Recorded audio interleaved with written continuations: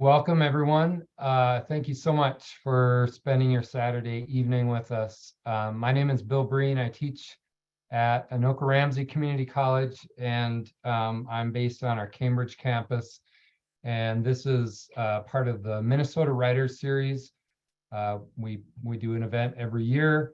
Last year, we had screenwriter Michael Starberry, which some of you might know of from He's Local. That's the theme of our reading series, that we have writers who are either based in Minnesota or have a deep connection to Minnesota. Last year, Michael Starberry, the screenwriter who worked on When They See Us, the Netflix series about the Central Park Five. He's also worked on the Colin Kaepernick series.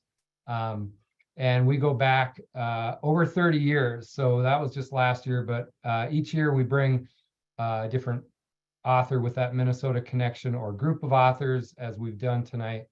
We're really excited about tonight's event. We are not affiliated in any way with Minnesota Prison Writing Workshop, but we are absolutely taking their lead and appreciate their support. Jen Bowen is here, and I'll give her a more thorough introduction in a little bit here. But one thing I want to say, we're doing, we're taking their lead in doing this Zoom meeting format. So a lot of these online events, you might do that webinar format where you're only seeing the speaker. And as I'm sure many of you have attended those MPWW events, you know how great it is to have everybody together. And I want you to feel free to turn your screen on if you feel comfortable doing that.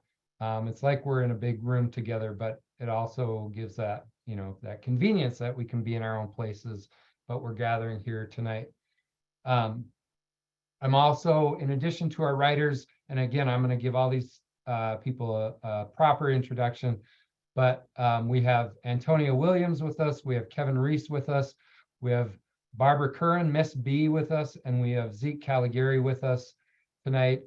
We're also joined by Kelly Meyer and Kate Maurer, who are colleagues with Anoka Ramsey Community College English Department, and I appreciate their help with this event tonight. And we have some other colleagues who just came because they wanted to come, as well as that MPWW community, which is so strong, and many of us have been able to be a part of. So big welcome to you all. We're going to throw, just by way of advertising what we do at the college, throw some links in the chat for the Minnesota Writers Series. That's on our Cambridge campus. We also have on our Rapids campus the Two Rivers Reading Series. And so there are links to both of those websites if you want to see some of the events that we've done in the past, some things that are coming up. I also want to make mention that Anoka Ramsey, we have a creative writing program. We have a creative writing certificate, as well as a 2-year degree program in creative writing. And so if you're interested in any of those things, those links are going in the chat, and please check those out if you are so inclined. All right, I'm excited about this event, and, you know, full transparency, I've done some work with MPWW in the past, and in the process of thinking about what are we going to do this year for our Minnesota Writers Series event for the college, I thought this would be a great opportunity to showcase not only what MPWW does, but some of the great writers that we have been fortunate to work with through MPWW. And I'm going to let each of them read a little bit of their work for us tonight, which will be great, but also just have a conversation about the role that writing has played in their lives. And then we'll just kind of open it up. So if you have questions along the way, I'll ask that you throw those in the chat, and Kelly or Kate will eventually we'll pull from those too, and we want you to have a chance to ask questions.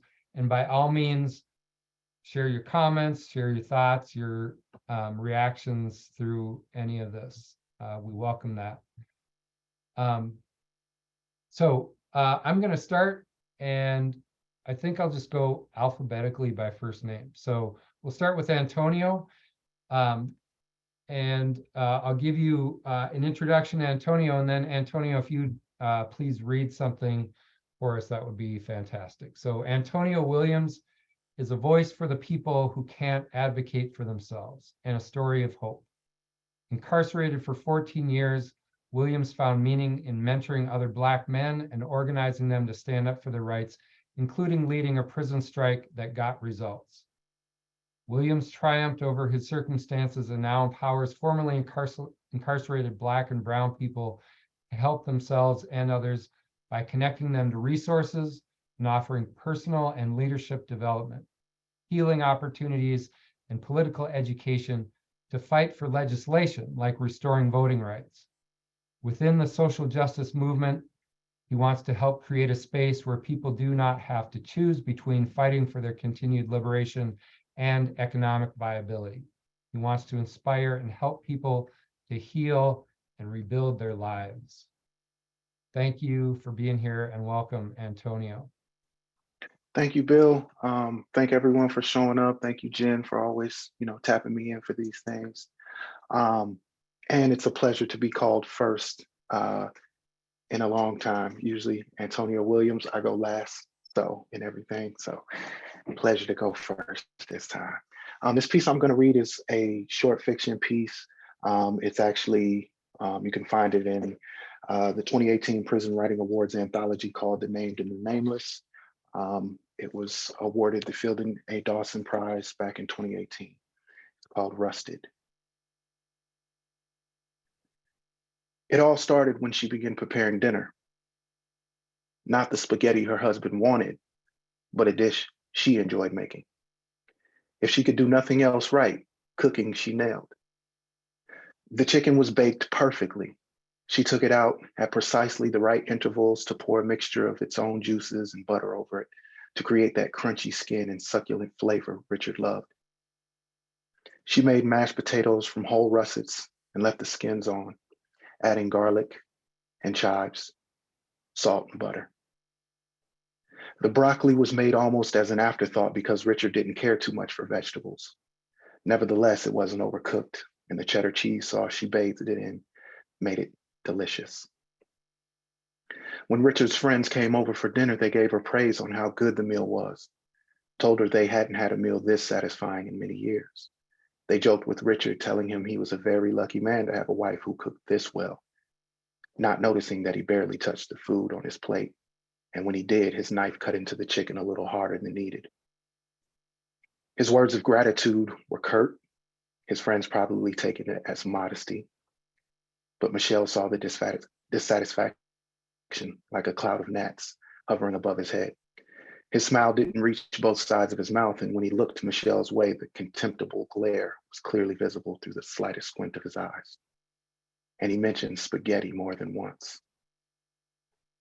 At the end of the night, after everyone left and Michelle was washing the dishes, is when Richard decided to show his appreciation. The slap across the left side of Michelle's face wasn't that hard, but the blow snapped her head back just enough so that the corner of the overhead cabinet cut into her right eyebrow. The meaty impact and the blood trickling down her face must have held back the second blow that usually followed every first one. But the normal flurry of verbal abuse remained unchecked as Richard told her to get her clumsy ass in the bathroom and clean herself up. She gathered herself, dropping all hope of a peaceful night, along with her narrow shoulders while holding in the rest of her dignity with the same hand that momentarily stopped the bleeding from running into her eye. Her face composed, eyes unaffected by the sting of betrayal, she headed towards the bathroom. Bloody tears rolled down from her cheeks as she washed her face with a dirty rag. The sink, stained by years of neglect, reflected a distorted image of her face through the murky water. She plunged the rag back into the water and wrung it out. Then she slowly scrubbed her face again. She suddenly thought about the new scab she would be forced to live with for the next few weeks. The grimy stain stuck between the once white tiles of the floor reminded her of her childhood bathroom. She wore flip-flops now, but her skin still crawled at the memory of having to walk barefoot on it. The layer of rust and lime speckles on the faucet and sink handles gave her pause. She always imagined those stains were the blood of women who lived before her. No, she wasn't alone. She wasn't the only woman to get hit by her husband of 10 years. Many women have been humiliated by a man who once told them they were the most precious thing in the world. Others have been swept off their feet by the most charming and lovable man they have ever known, and then knocked off their feet by the fist of that same man. Michelle knew her situation wasn't unique, so she never questioned it, never thought of ending her marriage. It wasn't like she got hit every day, and she knew sometimes she did push Richard's buttons intentionally. But tonight was different. This time she felt that a line had been crossed. Through the bathroom door, she heard Richard hurl a few more curses and insults and then retreat into his usual spot on the lazy boy recliner, where he would most likely remain for the rest of the night. 20 minutes later, she left the bathroom and went right back to the kitchen, ignoring the throbbing growing behind her eyes. She grabbed a pot, filled it with the right amount of water, and set it on the counter. She took the 2 remaining cans of bland tomato paste out of the cabinet, letting her hand linger on the fake cedar as if to assure it she held no grudge. After dumping the paste into the pot, she set it on the stove, turned the burner on low, and grabbed her spices. When she was done mixing her concoction of herbs, spices, and honey, no one would ever guess the sauce started in a can. By the time she was done with the entire meal, Richard was passed out on the couch. She quietly entered the living room and set a plate of spaghetti on the table with 2 big pieces of garlic toast. She set a cheap wine glass next to the plate and took a step back to look at it all and make sure it was presentable. She roused her husband with the chime of the fork hitting the glass and stood next to the table in front of the recliner. She watched as Richard opened his eyes, looked up at her, and then smiled. Michelle picked up the plate with her free hand and set it on his lap. He beckoned her for a kiss, which she gave him, and then he explained that he was sorry. Sorry for the incident earlier, but he had told his friends they'd be having the best spaghetti ever. He felt embarrassed when it wasn't what she had cooked. Michelle stood there quietly, and when her husband stopped talking, she spoke up in a soft but clear voice. She confessed that she had never told him about the rust. She hated the rust in the bathroom sink. She hated the rust on the back of the toilet where the 2 screws looked like they were bleeding as they held the toilet seat in place. She said she hated the dirty paint chips on the sides of the house because they looked so much like rust falling from an old cage she was trapped in. She even hated the light sprinkle of freckles on her face because she saw rust on them too. And the scabs? The scabs, she said, were the worst. They were worse than rust because she could feel them as the air oxidized her blood, drying it out and hardening it, rooting itself into her very being and corrupting her, infecting her with loneliness, death, and decay while she still breathed. Richard, by this time, had stopped eating and was looking at his wife as if seeing her for the first time. Not her outward appearance, but her heart, her mind. Michelle gazed deep into her husband's eyes and told him that the very worst of it was his favorite food, spaghetti. It reminded her of the most of rust she couldn't stand. She poured the Merlot into the cheap wine glass on the table and put the cork back into the bottle. Richard gently grabbed her wrist as she walked by, heading back to the kitchen. She looked down at him as he stared into his plate of spaghetti, and in a cracking whisper, he told her he loved her. But all Michelle heard was rust, a grating noise like a tree that stretched out an intrusive limb to scratch and claw at her bedroom window. Thank you.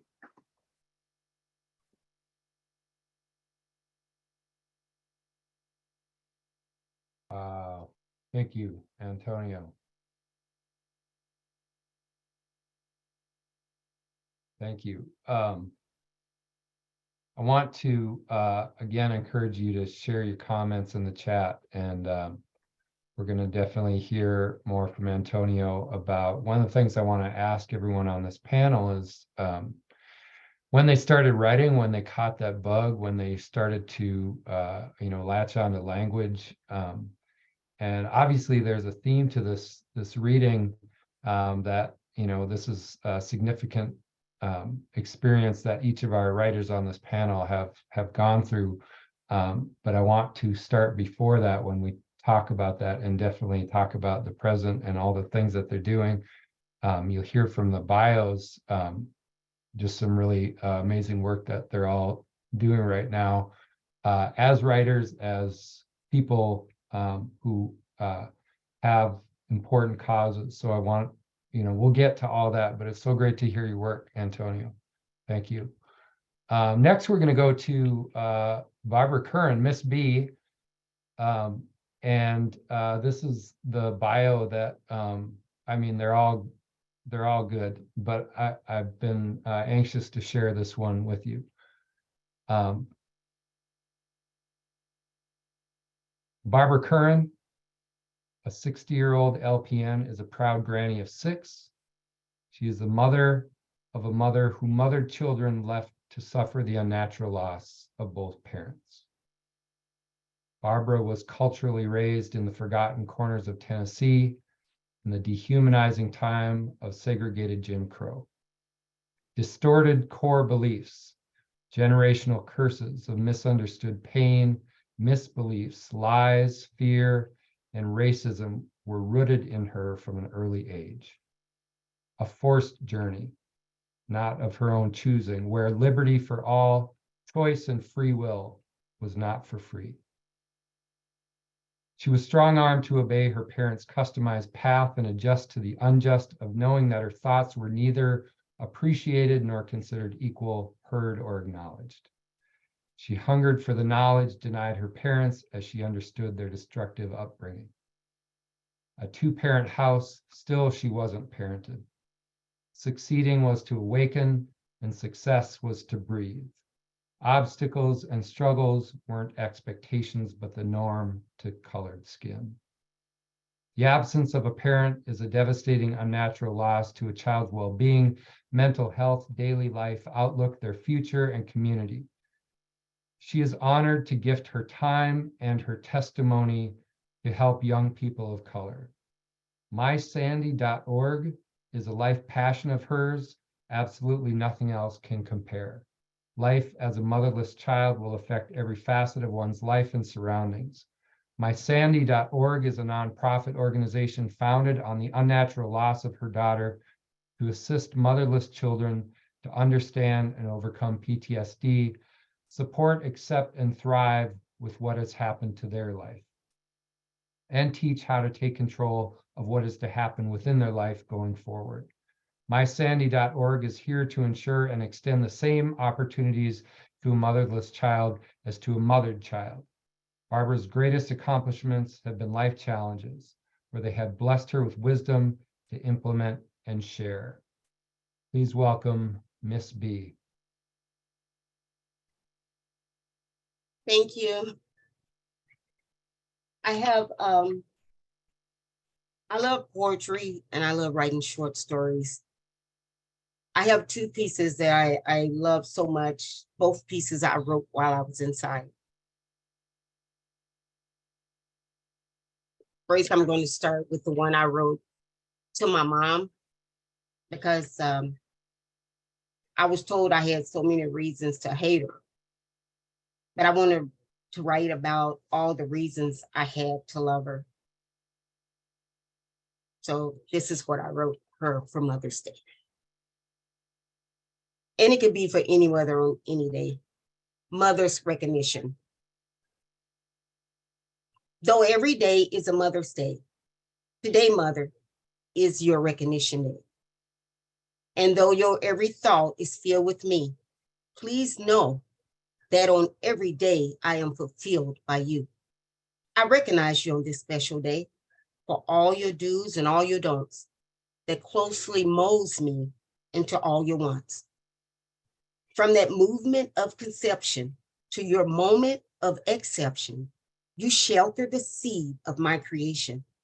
You cradled its need before it could bleed and refused to abort it because you believed that there was a life inside that seed in need of a chance to fail or succeed. You visioned its future without judging its sleeve and felt inside a reason to proceed.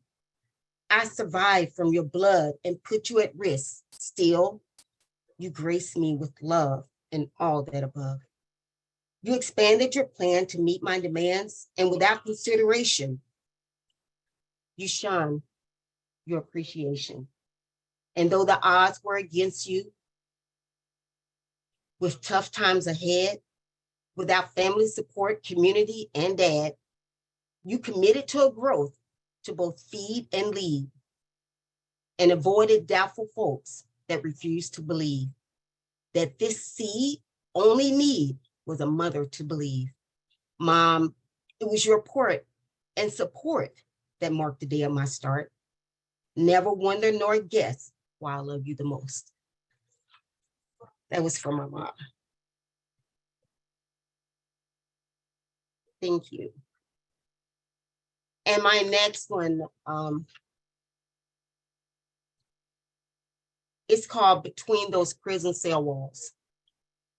It was crazy because when my daughter passed, the only thing I thought to do was write. I was inside. And this is where MPWW played a huge, huge part of my life because it was my therapy.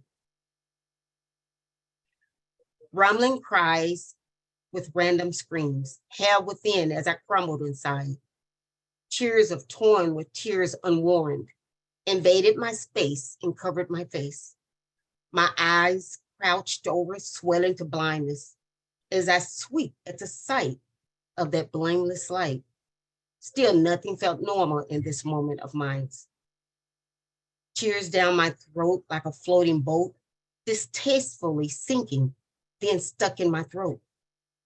They were bitterly salty, sore, then burned, as I hiccuped short air with chokes in between. While struggling to breathe, I belched from my gut, the increments of paused air in great disbelief. Between those prison cell walls came a crippling poke from my spine to my knees that paralyzed me. I had received devastating news that I wished to refuse, that sudden and alone, without fuss, she was gone. It was shocking and unnatural. It should have been me. How could a mother of four leave before Grammy? Behind those prison cell walls, you have but a day to mourn, to grieve, and then you move on. You're forced to accept the rumbling inside and disguise the tears that continue to slide. I remember my freedom. I worked as a nurse and assisted clients through the stages to grieve. But inside, without freedom, this system is different. Segregation is where you're taking if another day is needed.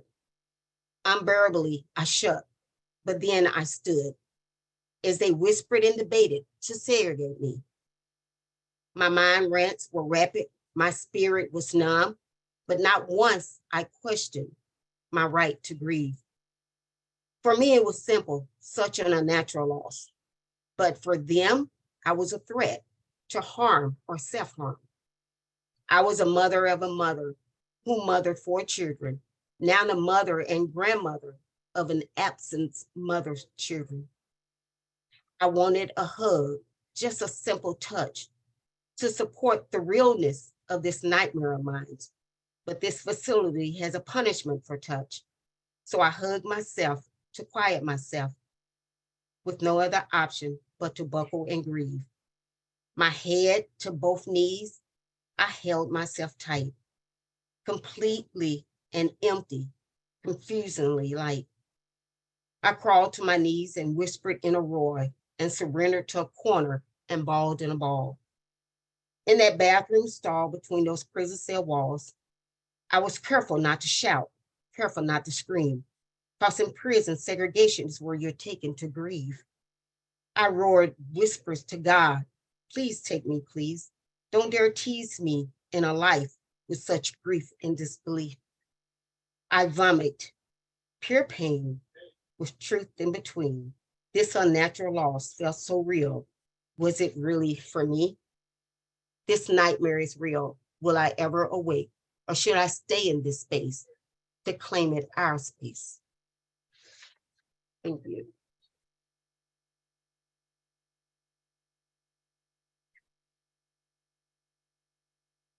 Thank you. Thank you so much. You know, and please make sure all of you check the chat for the great comments. You know, Miss B, you and I emailed a little bit about, you said you were anxious to have the opportunity, excited to have the opportunity to talk about what writing meant to you at that time. I also want to share with this group that Miss B was a mentor to so many others around her. And in fact, the Star Tribune did a story on her. And speaking of mothers, my mother still to this day will clip out an article and put it in an envelope and send it to me. And she sent me this article about you.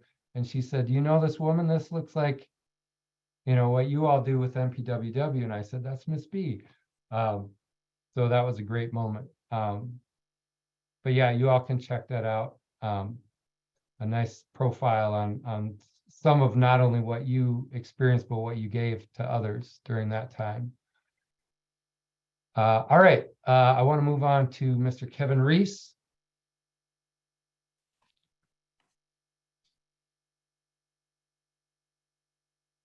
And let me pull that up real quick.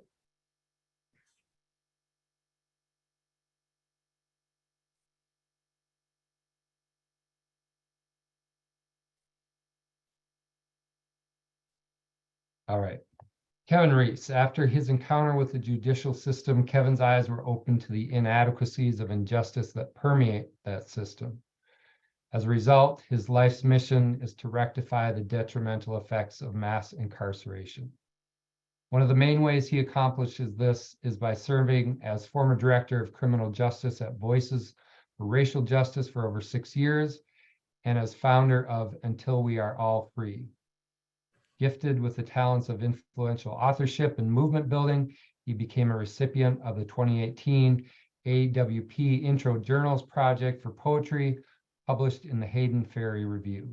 Additionally, his writing talents have also been featured in Emily Baxter's nationally acclaimed book, We Are All Criminals. Ultimately, his work centralizes the topics of humanity, organizing, transformative movements, and ancestral vision. Please welcome Kevin Reese. Thank you, Bill, for the intro. Shout out to the MPWW, the home team. Shout out to everyone that is attending this, that's coming to hear our voices. As I was sitting here getting prepared to do this today, I was thinking, and a couple things, I'm sitting in the victory. The stuff that I want to read today, I wrote it when I was incarcerated, but I wrote it for this day with like future perspective. And we'll get into it a little bit more as we talk about, you know, the gist of writing. But I sit here today and I'm remembering when I wrote this poem, manifesting days like this. So what a day. It's a good Saturday sitting here with you all as well too. And this is one of the folks' poems that subtitled themselves when I was writing it. So the title of this poem is I Didn't Do This Alone, subtitle, Peace to Everyone Who Kept Me Company, Soothed My Fears, and Gave Me Confidence. Today, I woke up alone, startled by chatter in the next room, familiar voices discussing a catastrophe. I laid there paralyzed, the spine of my intentions crushed. I wish I would have let go. Actually, I got a platoon of wishes that can't come to fruition because I'm alone, I'm startled, and I'm paralyzed. Thank you for reading this poem. And I wrote that poem in a dark place, right? And if it was a day if somebody got to read this poem, it meant that I won. So shout out to this day. And the next poem that I want to read is a becoming poem. I titled this poem, How I, because it was going to be, I knew it was going to be a day I was writing towards the future. It was going to be folks that was going to ask me, Kev, how did you go from, how did the thing happen? So this poem is titled, How I was born dead, 2 me's, one that white woman wanted to hug and another that Liberian woman adored. 2 me's, Cell 122 is not my name. It's what became of me. But my light is my own. A forest green sapphire hatched out of my tribulations. I skated on some bloody blades from fatherless to father and created the language to explain it. Thank you. Thank you, Kevin. Powerful imagery. And I also forgot to mention in my intro that Kevin is a new papa, a new dad. Congratulations. All right, Mr. Zeke Caligiuri, you're up next. Zeke Caligiuri is a writer and activist from South Minneapolis. He is the author of This Is Where I Am, published by the University of Minnesota Press. He has won multiple awards through the Penn Prison Writing Contest and is the co-founder of the Stillwater Writers Collective, the first all-prisoner created and facilitated collective in the country. He is a contributor to the Sentences That Create Us, Crafting a Writer's Life in Prison, as well as School, Not Jail, How Educators Can Disrupt School Pushout and Mass Incarceration. He is directly impacted by over 2 decades of incarceration and now currently does community outreach for the Minnesota Justice Research Center and is currently helping to build the Reenfranchise Coalition, empowering system-impacted people and reinvesting in the humanization of those still stuck within the captivity business. Welcome, Zeke. Thank you, Bill. Appreciate it. Thank you, everybody, for being here, too. An incredibly important aspect of being able to write in prison and a lot of what contributed to making such a big difference in so many people's lives. I think it's just kind of an idea of critical thinking and being able to, employ it and improve it and work on. These are skills that I think in a lot of ways too that get lost a lot of times in all the other aspects of lives and stuff. And so the poem I'm going to read is called Absorbing Sandy Hook in a Prison Creative Writing Class. It's got a lot of sort of heavy things, but it's really, I think, speaks to sort of the complex natures of, for one, ideas around violence, but then also then, and then how those are then responded to or processed while also being incarcerated and trying to write and being artists and recognize those things. So, Absorbing Sandy Hook in a Prison Creative Writing Class. All of those brand new dreams, small knots of miracle and hope, recklessly unraveled. Just one day after, a woman I had just met asked our newly formed creative writing class if any of us were writing about the tragedy at Sandy Hook Elementary. They were, several said. I told the woman, who I wanted to like me, who I wanted to believe that I was a sincere and empathetic human being, that I had been writing about those children and the careless carness in a theater of peace and innocence. I lied to her. I remember being much younger and broke, drinking Hennessy when I watched the aftermath of Columbine on a screen at Stardust Lanes, my hand clutching at my hip, looking out a funky, fear-stained window for the police. Funny. The way you see people when you were afraid always. My best friend in the class at the time was already 12 years into a stretch for shooting someone in that same parking lot. Other men in our class tiptoed right up to holding back tears. A man with long dreads and a tendency to exaggerate used the names of his 2 sons to express how he felt. The woman in the class spoke of how she felt about guns and America's violent nature. I didn't disagree. The woman chooses not to use the tragedy as a prompt for class, but encourages men to dig deeper in their own writing. The room is deep with men, many years after their own violence slanted the worlds they come from. I didn't have the guts to tell this woman that I had believed in guns, always had. I still don't know why. I might have been too much of a coward to say to her that I also believe in all the things we should be afraid of. The real boogeyman haunts my hallway and brings milks to my cell. My father taught me how to shoot after our house was robbed in 1991. I was made to believe guns would protect us from all of the things we were afraid of, even what we shouldn't be. Thank you.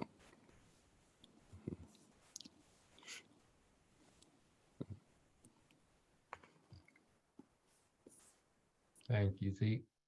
Wow, there's a lot there that we could probably talk the rest of our time here about.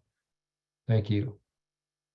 The last person on our panel tonight, and then we'll open it up to some conversation with the whole panel, is Jen Bowen.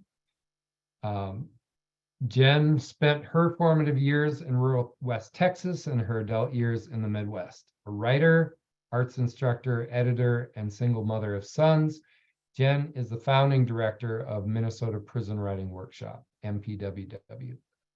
Pushcart prize-winning writer, Jen's work appears in The Sun, Orion, Kenyon Review, The Rumpus, The Iowa Review, among others. Jen lives in St. Paul. Welcome, Jen.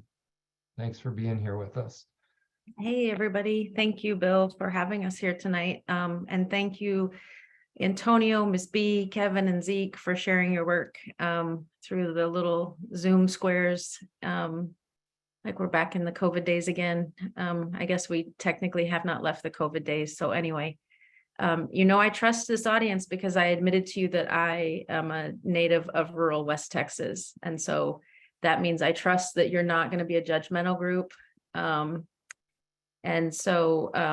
Yeah, thank you for being here. And Bill just briefly wanted me to give you a quick overview about what MPWW is and what we do.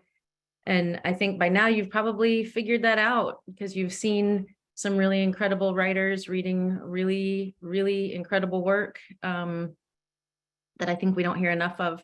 And so simply, we are a nonprofit, a 501c3 that was formed in 2011. We teach in all of the adult correctional facilities in the state of Minnesota. And teaching isn't exactly the right way to describe what we do. We work with the writers on the inside and writers on the outside to create literary community. And we do that through classes and mentoring and facility events and community events on the outside that many of you have probably attended if you've been around the Twin Cities for a while. And that's the abbreviated version. And then I'll just quickly add that we began in 2011 with one class at Lino Lakes Correctional Facility. And there were 6 men in that class who just wrote beautiful work and wrote beautifully hard, and just made it really difficult to not go back. And so when that class was over, we extended it. And then when that extension was over, we extended it again. And then the Department of Corrections got nervous that I kept extending, and they asked me to please leave, but said, you may come back and bring people with you. And Bill Breen was quickly one of the folks that came back. And that was in 2011. And so now we've got about 25 or so instructors, and at any given time, somewhere between 50 and 80 mentor-mentee pairings. And we are just really, really lucky to be able to work with some of the best writers in the state who we would not have had access to prior to 2011. And is that the gist, Bill? That's great. Jen, would you talk just a little bit about what, if you're willing to, what personally brought you to that work? Where did that start for you? Partly it was curiosity and partly it was stubbornness. I had finished graduate school and I wanted to teach, but I didn't want to teach composition. And so I knew exactly what I wanted to teach, and it didn't seem like it was something that the world was just going to open the door and give me permission to teach. But also one of my writing mentors had meant a great deal to me, and I had imprinted upon him like a little chick. And he worked with Damien Eccles. Some of you probably know of his story. back in the day. He worked one-on-one with Damien and had said it was some of the most meaningful work he'd ever done. And this was a man who didn't do anything in the world that wasn't meaningful. So that really caught my attention. And that was sort of the initial impetus. I just asked permission from all of the wardens in the state to just come in and teach a class. And Lino Lakes was the only facility that got back to me. But really it wasn't so much the stepping in the first time. I think it was the experience after I got in that's probably a lot more interesting, just because the writers there were so rewarding to work with that I didn't want to stop working with them.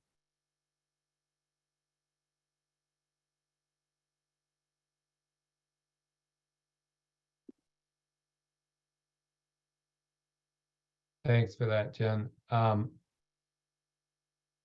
Oh, I'm getting a message that my connection is unstable. Can you hear me now? Mhm. I want to ask a question to our writers, and I'll start with Zeke. I'll go in reverse order. How about that? So, Zeke, could you just talk a little bit about when did you start writing? When did you kind of catch that bug? And then thinking about your time in the system, when did that connection get made? And just, how did that affect you at that time, and some of the community that you found in that, anything at all that you want to share in that part of your story would be fantastic. Well, I mean, as a young person, I did write, but I mean, I wasn't very good. I mean, when I got incarcerated, what it was a relationship to reading, and reading so much, and that was the thing. It was a lot of it at the time was mostly some fiction, some poetry, but it was impactful enough too, because then when it did was it also sort of gave me some room to be able to examine how much I cared about that. And as early on, I mean, there really wasn't anything. I mean, writing is so solitary and has a lot to do with just really being able to figure out how to find some private time to do those things. And so, like, I mean, it just was a matter of, like, I've told people this, and I've said this 100,000 times, but when you put a bunch of artists in a room full of people, like if you have a room full of 1,000 people, the artists will always find each other. And I think inevitably that's what it was. I had an experience with a writing group early on in 2003 or 4. It was the Stillwater Poetry Group. It was phenomenal. We brought in all kinds of like cool sort of, all the sort of burgeoning spoken word artists at the time, and it was really nice. And you started to actually see other people that had a lot of passion for their creations and stuff. And I just try to keep that going throughout. But I mean, essentially, it really comes from just reading and a relationship with language.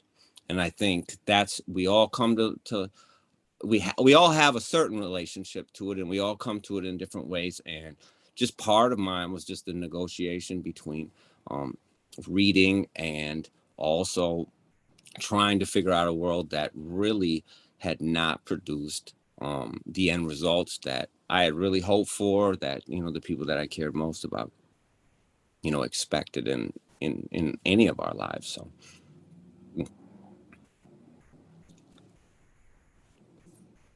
Can you tell us just a little bit more about the collective and how that came to be? And oh, absolutely, sure. Yeah, please. Yeah, so I mean, that was sort of the creation story of my own writing. As I started to, as the years started to progress, and I was in these facilities. I was at Stillwater for quite a while. What we started to realize, me and some of these other artists who are wonderful, phenomenal people, who are wonderful, phenomenal artists as well, who just aren't here tonight. Shout out to Chris Cabrera. So if you don't know who he is, check him out. That we realized that the wonderful things that did come in would come in and usually would leave, right? And we were very fortunate. We had Dr. Deborah Appelman, Dr. John Schmidt came in. They were teaching classes, on creative writing, but then also on language and the power of language. And there was sort of this realization, this snap, I had a project that really mattered a lot to me. I was in sort of the early stages of writing a book, and I really wanted this project to happen. And I was afraid, because here's the thing, right? You have these two natures that are sort of always tugging at you. You have the nature of those who are constantly conditioning you to feel as though you are not good enough or talented enough. And then there is the part of your nature that says, this is something that I have to do. It's the way I'm chiseling the will in this universe. And my friend C. Fausto Cabrera, who was always part of it too. I mean, he had a need to build something communal that would last a long time. And together we sat in cells and we argued and we agreed, and we, basically came to a point and said, we need something that's a little more long lasting.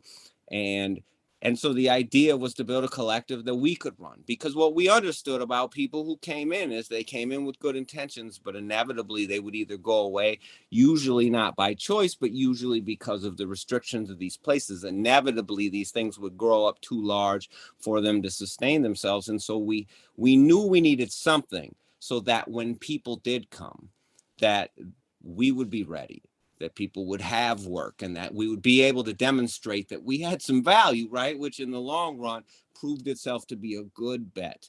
But at the very beginning, nobody was really sure that they would believe in us. And then what happens then is when Jen is then now allowed to come to Stillwater after those initial Lionel Lakes classes, she came and we were already a community. We were waiting. And so then when you guys all now start coming as instructors and people are interested and want to be a part of this, we have something that exists and we have people with work and they're already. So that's really where that came from. It was just with the idea that we had to do something for ourselves, because, we just knew you can't sit around and wait on people to save you. You have to figure out a way to find your own liberation, certainly. Wow. Yeah, that's great. Thank you, Zeke. And I mean, Jen can speak to this more than me even, but what you all were doing there became a model for other facilities, so that they could continue to meet, if all the pieces were in place and all of that, all the permissions, all of that, but that they could continue to meet and continue to create that community. It's And also become a community then, I'm sorry to cut you off, but Yeah. then that systems around the country now have tried to emulate, and that even, Penn had co-opted a group to be able to put, collectives into facilities or enable people to build these collectives on their own. So it is something that had a little longer lasting impact and is still sort of working itself into the prison systems across the country and even more underserved places than before. Yeah, thanks for that. Kevin, could you talk to us a little bit about your writing life? So when did it start for you, and then when did those worlds kind of collide during your time? When did you make contact with other writers while you were in the system, and what did that mean for you? Yeah, for sure. I'm a language arts kid, right? When I'm thinking back to my education story, when I went to school doing language arts time, I had a bunch of confidence, right? Because I understood words better than I did numbers. So when I look back to myself, I was always attached to words. It also I come from the South side of Chicago that's full of slick sayings. And the quicker you can say something slick, the cooler you are. So that also hints to about the time I was a teenager, I used to do a form of what you call free write, but we call freestyle, rapping on the block, right? Where you had to pull words. So when I think back, I've always been an artist. Being able to articulate to the world through words was something that I understood. It was how we communicated. And then when I got incarcerated, Zeke just said something earlier that was so powerful about arts and how the writers in the art was like, they'll find each other and they'll build community. I didn't start to identify is a writer until 2014 when we was in Lino Lakes, back to Lino Lakes, right? We were in Lino Lakes doing some pretty cool community organizing. And it's one of the series that we got at the MPWW, Drop a Kite. Also, when you're incarcerated, it's a kite. And then on the kite, there's only so many lines.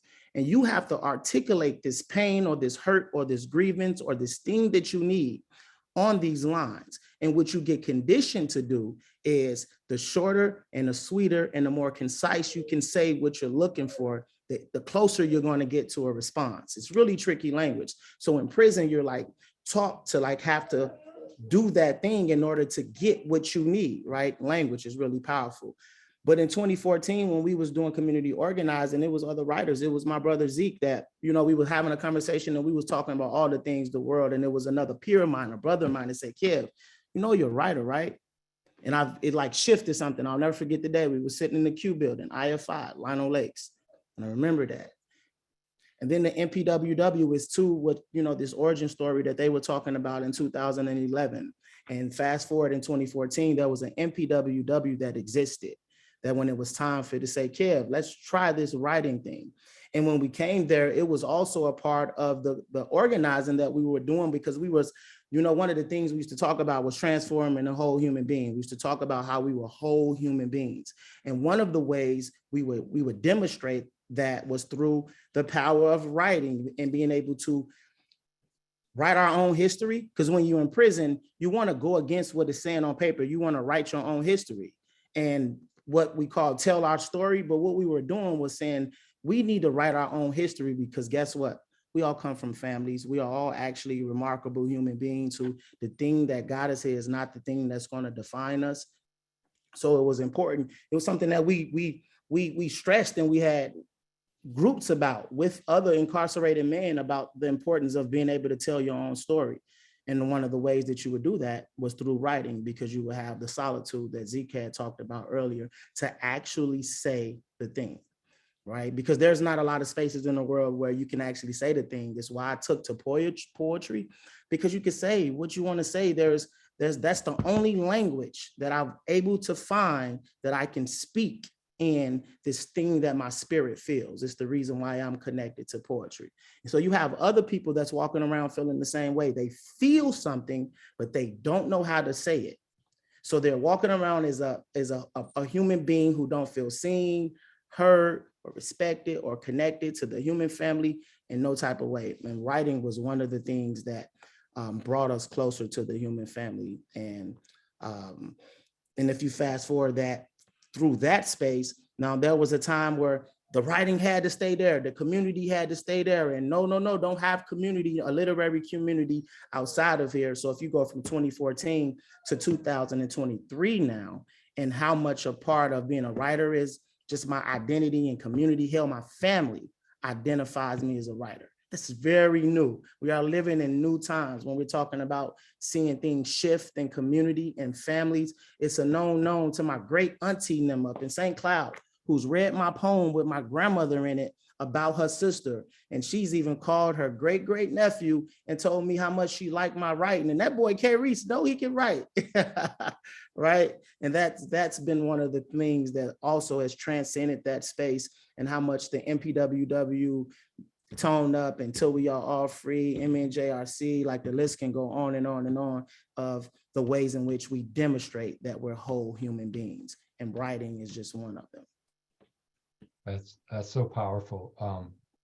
Yeah, and as you were talking, Kevin, I'm wondering about, you know, in that moment when you and Zeke connected, when you started to think of yourself as a writer, and what you were saying about, you know, to tell my story, my whole self.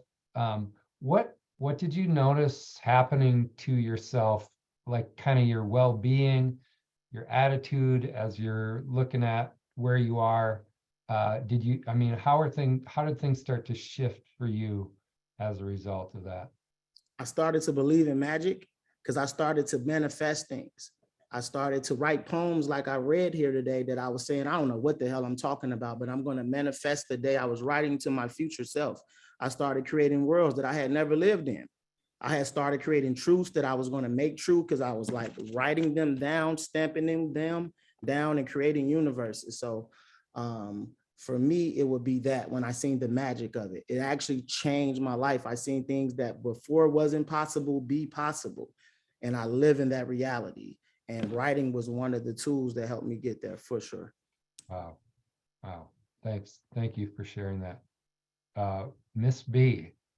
Now, did you write before your time in the system? Was that something that you were doing growing up? What was your connection to writing, and then if you please would also just talk about once that you made that connection on the inside, how did that change things for you? Well, I always wrote. As far back as I can remember, every time I would get in trouble or my mom would whip me with an attitude or whatever, the first thing I would do would run to the back of the shed and write. I am a horrible speller, but for some reason, I would write down everything. And then when I married, I always kept pen and paper beside the bed because when I didn't, I noticed I would just get these headaches, just crazy headaches. And then I started putting pen and paper by my bed. I could wake up at 2, 3 in the morning and I would think of something and I would just write it. And I noticed that if I chose not to write it, I literally would not remember it the next day. And I would be like, oh my God, it was so beautiful. What was it? And so I never thought of myself as a writer. I just knew that I had to write things down. I've always had pieces of paper everywhere. And when I got to prison, I was doing the same thing. I always kept pen and paper right beside me. I always wrote before I laid down, when I got up.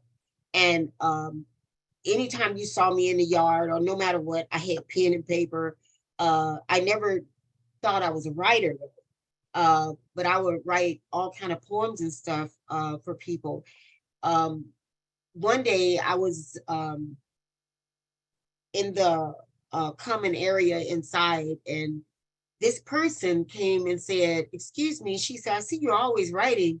I said, I just be scribbling. She said, but I think you're a writer. I said, I don't think so because I can't spell. And she said, no, I think you're a writer. And she said, would you like to join this club called MPWW? And I said, I don't know. I'd give it a shot. And so I know about Elizabeth. Most of you may know about Glitter Square. Glitter Squirrel. Yes. And so, and that's who it was. And so she said, well, the next time we go, I'm gonna let you know. And she definitely let me know. And that was my first time going to MPWW. And that's when I realized that I was a writer, but it took me a year to even realize it because the instructors with MPWW is so respectful and so sweet. And I felt that a lot of time they were telling me things that they felt I needed to hear and not what I really was. And so I remember one particular instructor that is with MPWW. I don't know if he's still there, Michael Torres. When I write, when I write, I love writing short stories. And when I write, especially from back home, I write the way that we talk back home. So, and it's totally different. It's broken English. And it's just crazy. That's a lot of the reason why I can't spell. But I felt bad because every time I would write, somebody would check it. It would just be a hot mess. But it was Michael Torres. He told me to pick up a book by Toni Morris. He said, you write the way that she write. You talk the way she talk. And he was telling me it was perfectly okay. He said, you're original. Don't change who you are. He said, keep that broken language. He said, people do connect with it. They do understand. And I remember when I went to CIP, the books that I wanted to read wasn't there, but I remember somebody from MPWW again by the name of Miss Sue. She brought me like 4 books over there. One was her poem book that she had published, and then she brought me a Toni Morris and 2 other books. So I was very grateful that they connect like that. But it was inside where I started to believe what they were saying, that you are a writer in your own unique style. Because I fought with that. I tried my best to change it. And but I was trying to change who I was. So now when I write about home, I write the way that I remember, the way that the words that we use, that my mom used. And it feels good to open up the book and see that. The MPWW, I will say, I want to say saved my life without, I don't know, I don't know no other word to use. And the reason I say that is because when my daughter passed, inside they have like 6 therapists, and you got 700 women. So when you need any type of therapy, you go to the front desk. What they do is take you to segregation. And when there is an opening for you to be seen, then they will come and see you. And I think they was pretty good too. But you may sit over there for 30 days before they see you. Maybe you're okay after that to be released, or maybe not. But I knew I had seen so many females be escorted in handcuffs across the grounds going to segregation when they lose their children. And I used to sit and say, oh my God, I hope that never happened to me. And if it do happen, I pray that I keep my sanity. And so I never thought it would happen, but it did happen. And the first thing they wanted to do was take me to segregation. That was the first thing they said to me. I was like, no, I do not want to go to segregation. And so they monitored me. They thought I was going to hurt myself. They thought all this stuff. I immediately went to the bathroom stall and got in a corner. I cried and I wrote. I wrote and I cried, and I cried and I wrote, and I wrote and I cried. And that was my sanity. That was my therapy. And I felt like a writer. So I felt that I could write myself through it. And I did. But MPWW gave me that, know what word I'm looking for, but they gave me that right to call myself a writer. And so every day, everybody, I mean, not everybody, but the guards was always, they was just monitoring me and stuff, because they kept asking me, do you want to go to SAG? But I was okay with my writing. I wrote all the time, and that is what got me through. I wrote to my daughter every day. I wrote to my future self every day, and it got me through. And that's what connected me. Thank you for sharing that. That's so powerful. And what can I ask you, because I mentioned this before, and that community and being there for others, I know that's been an important part of the story for you. So can you talk a little bit about that, how you were able to come, move out of your own grief, but in that writing community to also be a mentor and a support for other people? You know what I believe? I think that when everybody is born with the opportunity to tune in to that talent that they have. I think everybody have a talent. I think I think I was born a writer. I didn't have all the words figured out, and I didn't have the structure and stuff figured out, but that was who I was supposed to be. A caregiver, I think that is who I was supposed to be. I remember laying on the floor way back in the 60s and looking at this floor model TV with these 2 legs on it, these 4 legs. And I would see the nurses with the hats and these white dresses. And I was like, oh my God, that's what I want to do. That's what I want to do. That's what I want to do. And that's what I did. And I love taking care of people. I love children. And when I got to prison, it was so many young females in there.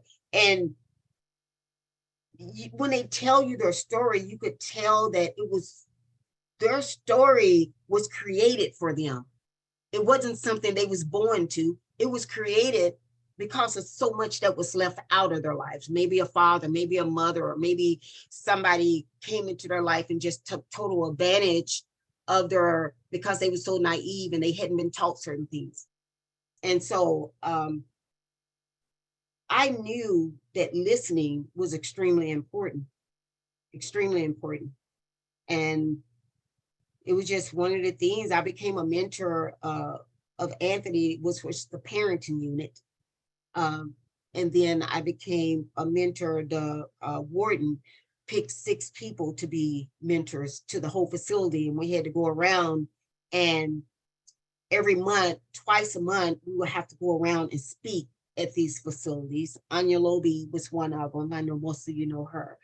And we would go and speak at these facilities to the females about what they should do or shouldn't do pertaining to the guards, pertaining to preparing themselves to get out. And, you know, and you just have to be really honest with them, because you don't want to say what they want to hear and you know it's not correct, or say what the guards want you to say because you know it's not correct. And so a lot of times, of course, when you stand up and advocate for anything, you're putting yourself out there alone, you're putting yourself at risk for whatever. I was sent to segregation once because of that. But I love, but it's not enough mentors inside. It's not enough, you know, because it's a great way to help out, but it do take a lot out of you. It takes a whole lot out of you, but it's worth it. It's definitely worth it. Thank you. Thanks for sharing that. Antonio, let's hear a little bit about your writing life, where that started for you, and where you made that connection on the inside too. Yeah, thanks. I really enjoy being able to listen to everyone's journey. So it's beautiful. Yeah, I wrote my first poem when I was 9 years old. And it doesn't, I don't know how I came up with that. It, like, I didn't know nothing about what I was talking about in that poem at 9 years old. Nevertheless, I wrote it. But reading played a really huge part in my life, and helping me become a writer. And like everyone else, I never considered myself a writer. I had to be told that, no, you're actually a writer. But works from Lewis Latimer. Lewis Latimer is actually who I credit with me writing, writing my first poem. His poem, Unconquered and Unconquerable, still to this day, is so powerful to me, and I read it, and I encourage everyone else to read it. But that really got me started, just wanting to, you know, create a world other than the world that I was living in. You know, articulate my resistance to the conditions of my birth. I was born, you know, in Chicago. I was born in the projects, Cabrini Green projects, and then I was moved up into Minnesota, and I became a ward of the state. I lived in many foster homes, group homes, shelters, juvenile treatment centers, all of that stuff, and I didn't have anything. I didn't have anything, and writing allowed me to create something that was my own. It allowed me to have some autonomy. And so fast forward, when I was incarcerated, almost, I'd say about 2 years into my sentence, I started a journal. In 2008, I started a journal, and I continued that journal all the way to my release in 2020. Wrote every day. I wrote a poem, several poems a day, you know. And when I first started writing, they weren't that good, but they were they were thoughts that were starting to form, starting to take shape, as far as me reflecting and analyzing the whole of me, the whole of the world that I was living in, the whole of the world that I came from, the questions I had about myself, and writing allowed that. What I find, what I see, and what the evidence shows, a lot of people are coming into prison and they're young and they haven't been given the chance to mature. What prison is a stasis machine in so many ways. It keeps you stunted. It keeps you at a certain stage, if you allow it, if you let it. And in some ways you can't escape it. We don't have the access to the updated technology and all the other stuff, right? So we stay children in so many ways. What writing allowed me to do was to mature. I was able to mature through my writing, become a whole human being. And my connection with MPWW, my oldest brother, was actually a part of MPWW before I was. And he was writing me while I was serving 2 years in segregation. And he was telling me about the class. And he was like, man, you need to join this. You need to join this. And he'd even say, hey, I read one of your poems in the class. Hope you don't mind. And I'm like, all right, it's cool. And then when I got out of segregation, and the sign up sheet for the next round came up, I hopped on it. And right away, I knew that I was in the right place. I was where I was supposed to be. Many of the guys that I had already formed bonds with and relationships with, I saw them in those classes. I started taking MPWW the first time when I was in Oak Park Heights. Oak Park Heights is different from the other facilities in the sense of like you don't really see other people from other units unless you're on the yard, and even sometimes when you're on the yard you don't interact except through the gates. So being able to only connect with certain people during this writing class was so profound for me. It honestly it upsetted me for a while, because it's like we should be able to spend time outside of this class to talk about the things that we're creating, but in Oak Park Heights you can't do that.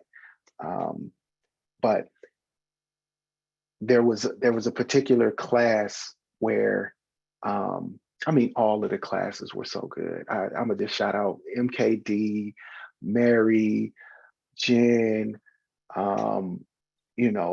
Elizabeth, Tannen, like everybody was great, and every instructor pulled something out of me different. There was something new that blossomed in me in each class.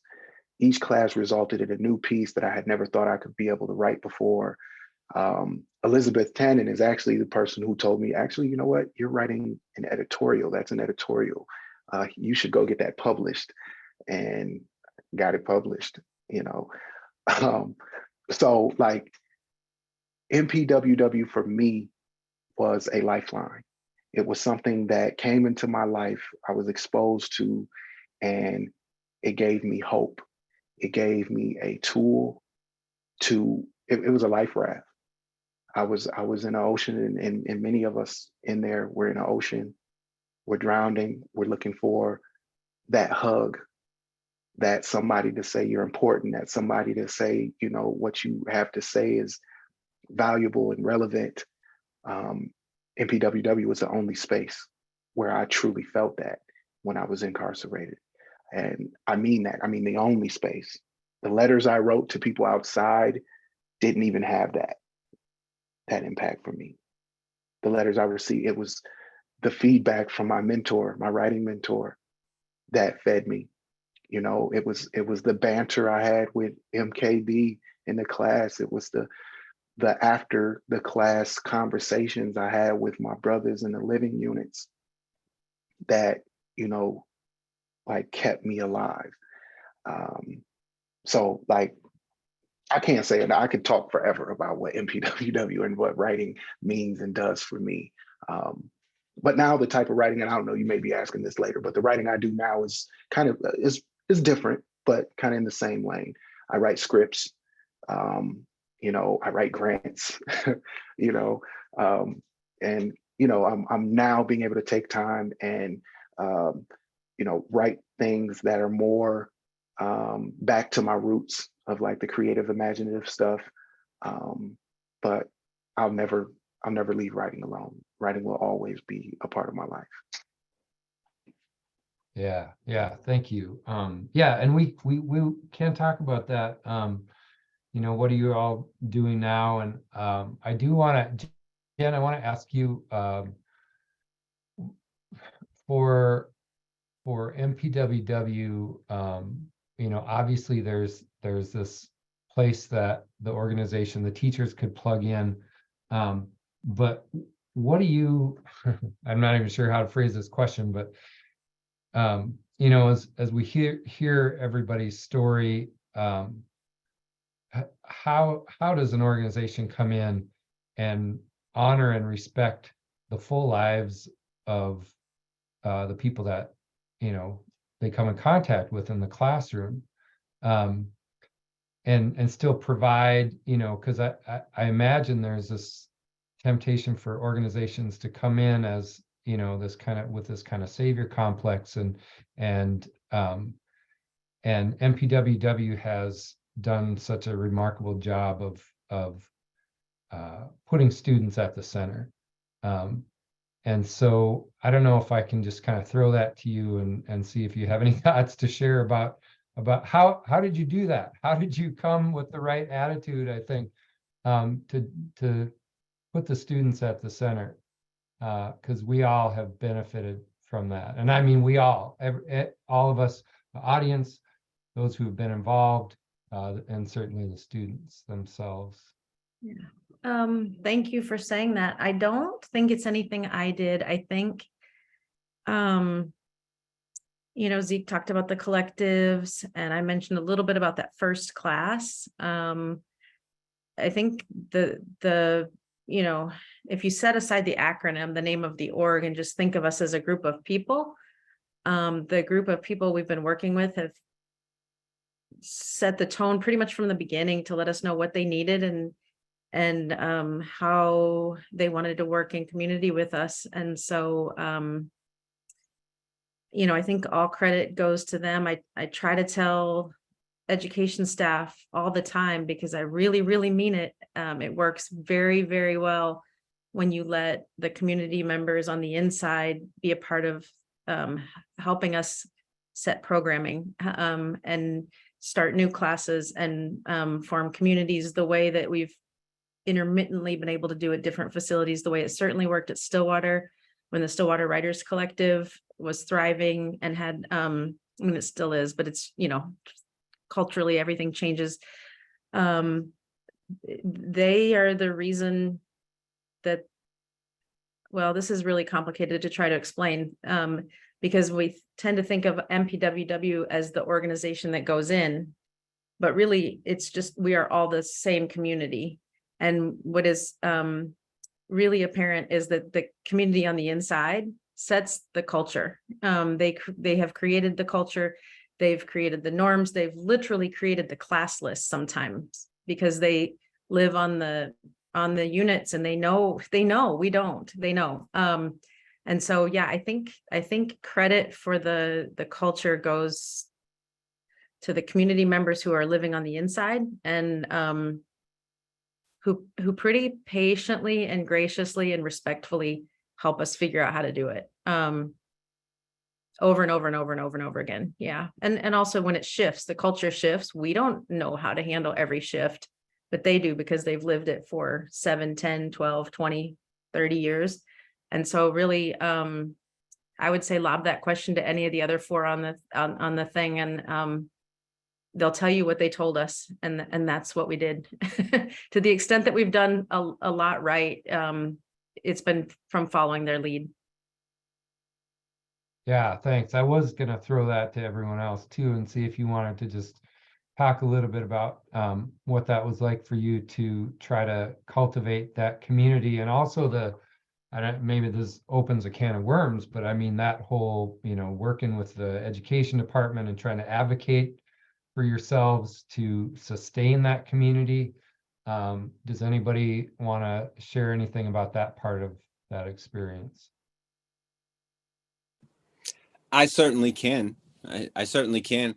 The thing is that you don't ever really have a grip over any of those sorts of things, and you are constantly trying to figure out where, you know, sort of those sensitive spaces are that you can address these things to, right? So the navigation of things through of resources or the classes through education departments, a lot of it was just a matter of like getting yourselves in positions and being able to then, in a way, like you have to advocate for each other too.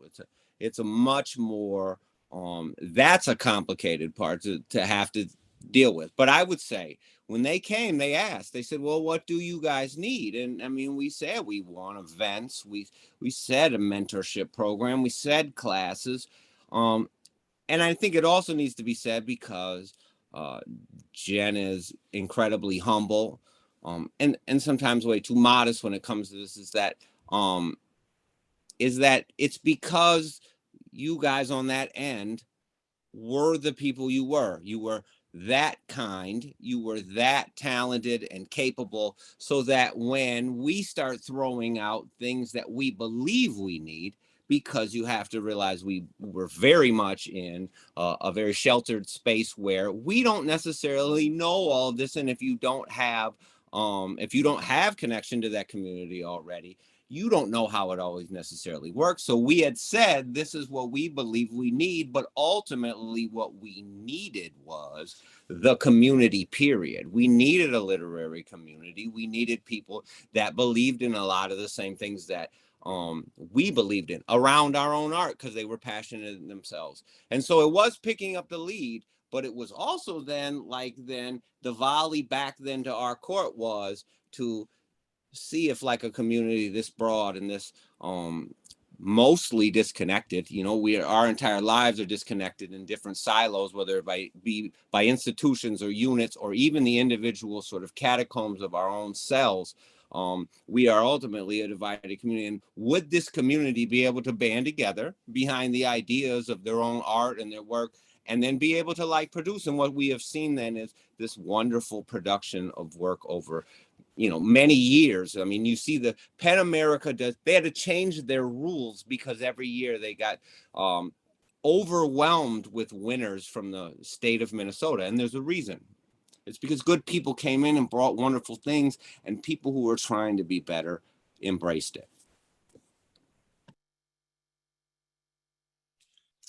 I definitely just want to piggyback off that a little bit. Thank God that the MPWW was founded by someone with some stubbornness. And then that stubbornness is kind of to what Zeke said, it was our people. I know for me, when I came into the MPWW in 2014, the word culture was used. There was already a culture there. And if you think of that, inside of prison, a place that they're supposed to be, I don't know what we think the culture is, but hey, everyone, inside of prison, there's culture, which means there are humans who inhabit that place. And anywhere humans are, there's going to be community, there's going to be village, and there's going to be culture. So to that, the MPWW had culture. And inside of those classrooms, it was unlike any space inside of the Department of Corrections, just this tent inside of the Department of Corrections. It's a very, you know, adult-child relationship with the incarcerated humans who's inside of there. And when you came into the MPWW classrooms, it just felt different. I'm a poet, I don't have the words, but the way it made you feel. And the instructors, the actual reading and the writing that we would do in the classroom was very different than that space. And as someone who came into it, you can feel that this was intentional, that this was an intentional effort. And it worked. It was smart. It worked, Jen. It actually worked. It was something that we were able to see ourselves in. It was something that we were able, because I know we used to always talk about in the classroom, let's make sure that this writing is just not prison writing. We want to transcend this space. I don't want to be identified as a prison writer. And the culture set the tone for people to transcend from that space into community. And now we have this track record of the folks, the Zekes, the Antonios, Ms. B's, who's on this Zoom.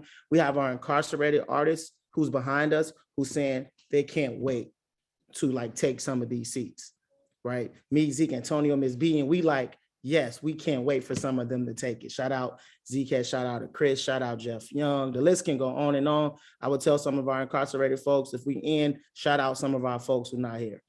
Bino. Yeah.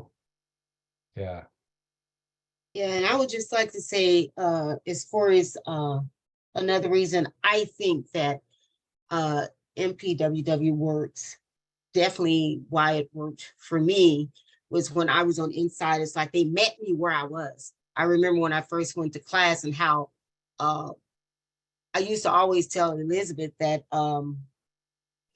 I said,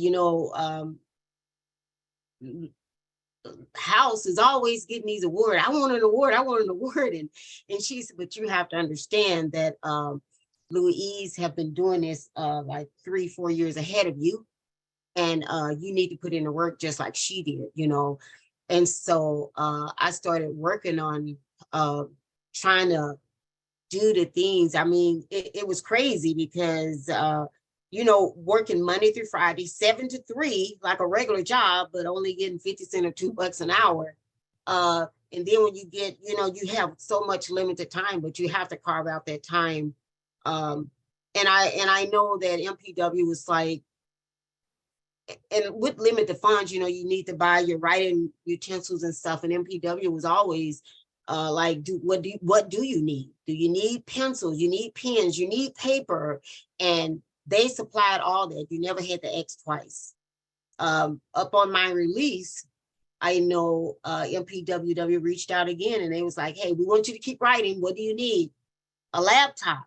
And then they actually got me a laptop. My family was just blown away. So they come in as human beings, and you blown away because they actually treat you like a human and not like a felon. And that was amazing to me. And my family couldn't even believe it when they would call, and I would call them, and they would ask me how was I getting certain things, and even reading material. I mean, just everything. They have just always been human.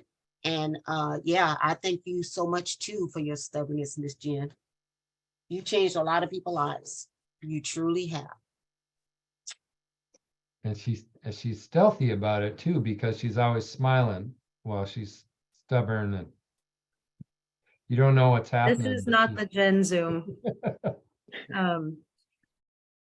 Well, I do have to ride that bandwagon.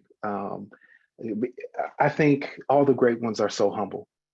All the great people are so humble, and Jen and MPWW have changed lives in such a humble way. And it was so evident for me because I used to be in some of the conversations, and honestly, I had conversations with instructors where they talked about how hard they were advocating to get in, and some of the administration would talk about how we got this wonderful program that is continuing to advocate in the midst of lockdowns and all of this stuff. You go through so much trying to get in to gain access into those facilities. And so for you guys to have that resiliency and to have that drive, that passion, that means you guys were doing it because you really wanted to be in there, not because like no job titles, no nothing. You as human beings wanted to get in here and be there with us and give us what you guys had to offer. And that was the life-changing effect and impact, the intention behind it. So big shout out, big love. You all are the secret HR weapon. What happens is if somebody agrees to teach, I never, ever, ever worry that we're going to lose instructors. Retention, because then they get in the classrooms, and all of you on the Zoom can probably appreciate this by now. They get to have conversations with folks like Antonio and Miss B and Kevin and Zeke, and then they get to see them like, I don't know how they do it. It's actually kind of nauseating, but you give probably any one of them a prompt, and like, for me, I would sit for 30 minutes and maybe not come up with anything. They pull out like almost half finished poems from these prompts, and then they encourage their classmates, and it's just nobody wants to not come in, Antonio. So yes, people do want to keep coming back because they wanted to come in and see you, and they wanted to come in and see Miss B and Zeke and Kevin and Bino and China and all the people we're shouting out to. Yeah, you make the HR part of the job really easy by being fun to work with. There is a creative energy in those classrooms that is just unbelievable. And those of us who've been a part of it are just, I mean, we come out like feeling energized and inspired, and so it definitely goes both ways. I'm thinking a little bit about the time here, and I want to encourage anyone, if you want to drop a question in the chat, to please do that. But I think maybe just in terms of kind of a last thing to throw out to you, I just want to ask, what are you working on right now that you're excited about, that you would like to share with us? I'll just leave it that wide open.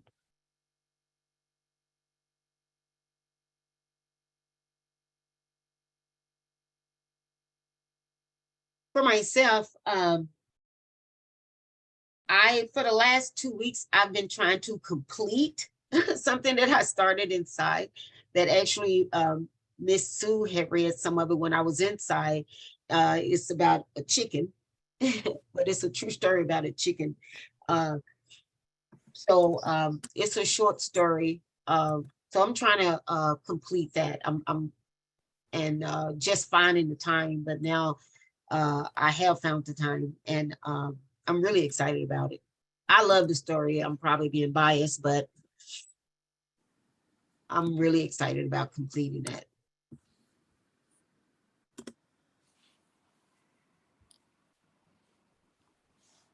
That's great. Anybody else want to share something? What are you working on, writing or otherwise? I mean, any project or Come on, Kev, Antonio, there's a lot.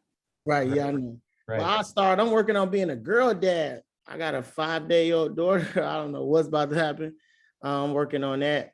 And the Reenfranchise Coalition, I'm working on that with some of these amazing folks on this Zoom right now. I'm really excited about us taking it. We're building again. Here we go, building again. No one should be surprised. Here we go, building another movement so we can build some more movements. And I'm excited about this next one we're about to do. Yeah, Kev, you better believe in magic, because, you know, and just in general, and being able to look at what has built up on its own, but from some of the seeds that were planted is really incredible.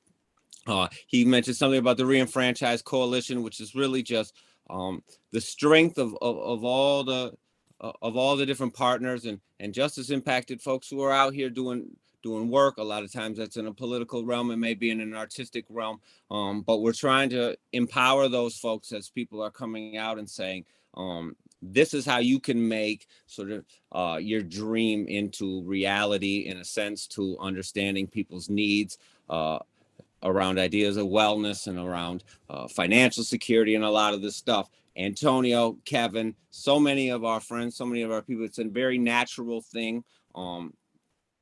It would be remiss if we didn't mention the voting restoration from just this previous round of legislation.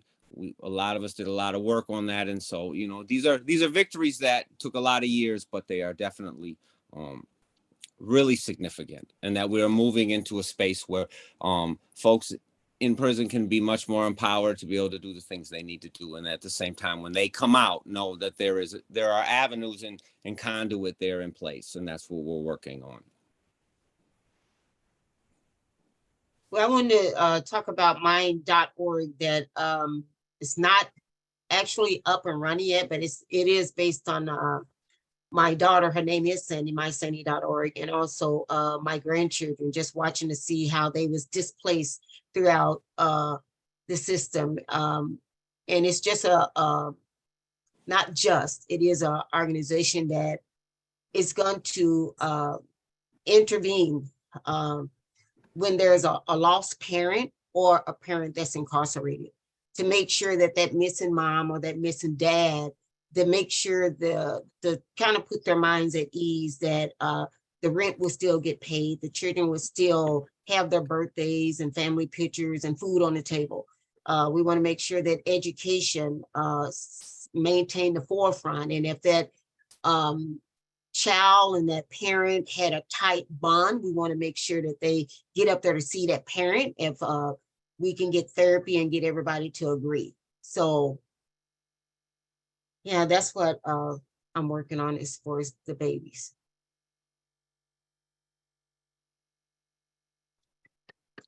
Big shout out for that. Yeah, I think I'll just list a couple things. I ain't gonna list it all. It's just like Zeke said, there's a lot happening. And it involves a lot of our people that we are already connected with who have been through the criminal justice system. But I'm currently working on publishing my book, a fiction story that I wrote, a YA fiction. It's actually just going through the printing process. It's called The Dream Weaver. Once it's out, they'll be try to make some big noise about it, maybe, you know. I'm also working on something that I started, or working on finishing something that I started while I was still on the inside. It's a spirituality / philosophy book of the ancient Egyptians. Something I'm very passionate about. Another component that got me through that time was my spirituality. So I'll be finishing up a piece on that. I'm also working on developing a community relations board for our Hennepin County attorney, so that, you know, community members, stakeholders are able to have a place where they can have input with that office, a place where they can hold that office accountable for the things that it has done and is doing, and trying to bring some real justice and accountability to that process. So I'll stop there. There's so much more, but that's some of the things we're doing.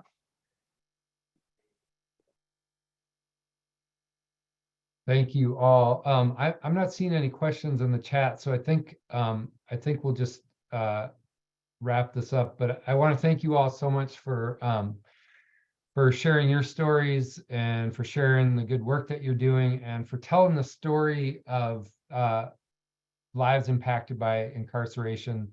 That just as most of us know in this, you know, if we didn't know before, we know now, are stories that need to be told.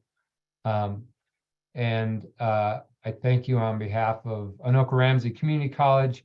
And you know, these conversations continue to happen with MPWW. If you're not connected with that group, please do yourself a favor and connect with MPWW. There are lots of great events going on. So thank you all again for a great conversation. Yeah, it was fantastic. For sure. Peace and love to y'all. If we all pray together, local people, the weather will get better. I heard it. I believe in magic. We'll take some magic. So let's try that. It's never Yes, gonna, please. never gonna happen. All right. Thanks, everybody. Thanks, Thank everyone. y'all. Good Thanks night. for being with us. All right.